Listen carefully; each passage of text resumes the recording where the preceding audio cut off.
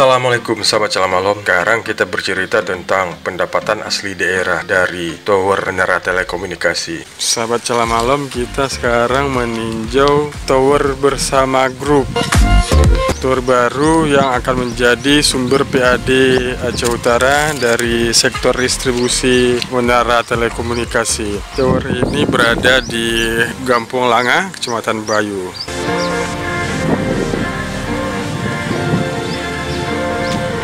Dia. Jadi kita tinjau untuk kita berikan rekomendasi dan mengeluarkan IMB.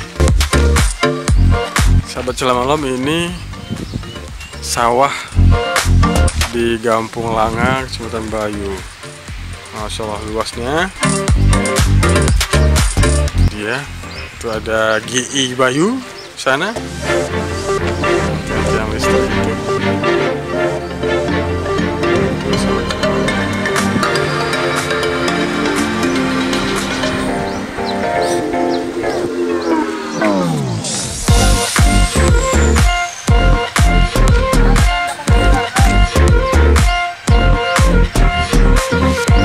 Itu ada dilarang masuk tanpa izin.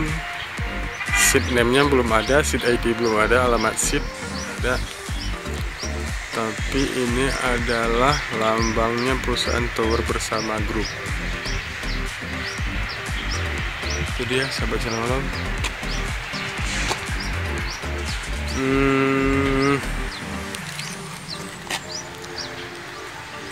Tapi XL ya, XL. Oh, ini operator selulernya XL Axiata. Cuma yang punya towernya tower bersama grup. Oh, itu udah. Name seat oleh Blang Mane, seat ID, koordinat, datum, alamat seat Desa Langan, Kecamatan Salam Utara Bayu, Aceh Utara. Tinggi menara 52 meter.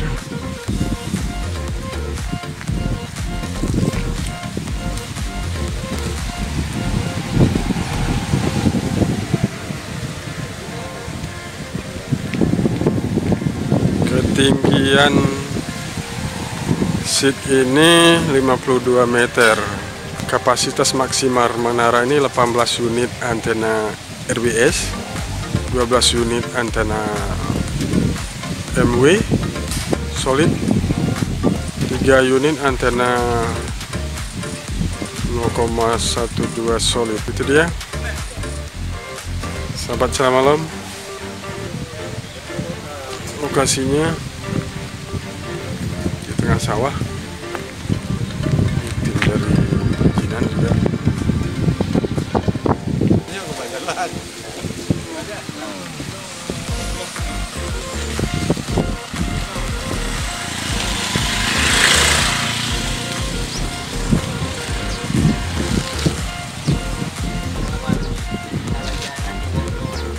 Ini adalah jalan rel kereta api lintas Sumatera. Sahabat Selamat Malam, setelah kita meninjau lapangan, tugas Kominfo berikutnya adalah dikasih kembali data yang didapat, lalu mengolahnya di kantor. Terus outputnya adalah mengeluarkan ketetapan distribusi daerah.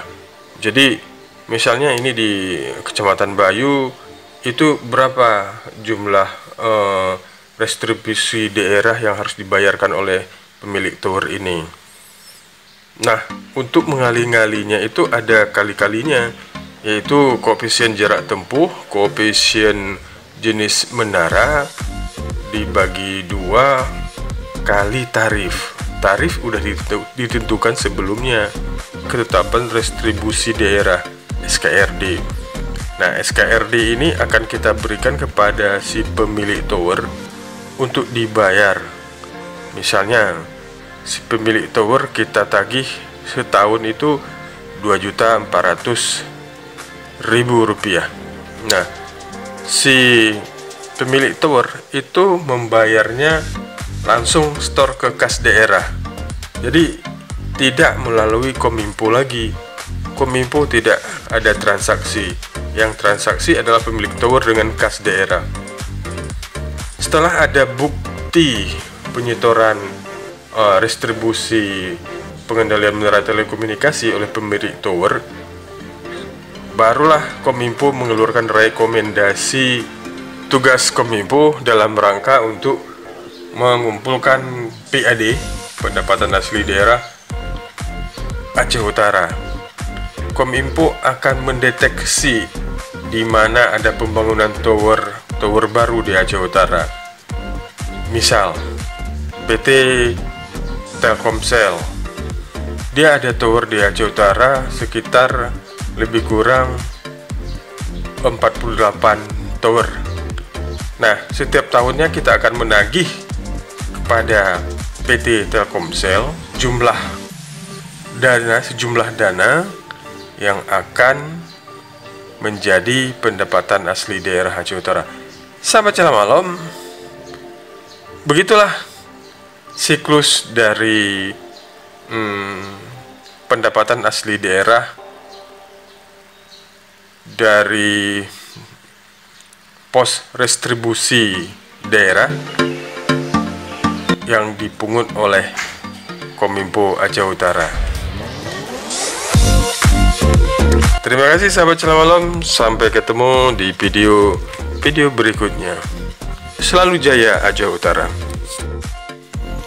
Assalamualaikum warahmatullahi wabarakatuh.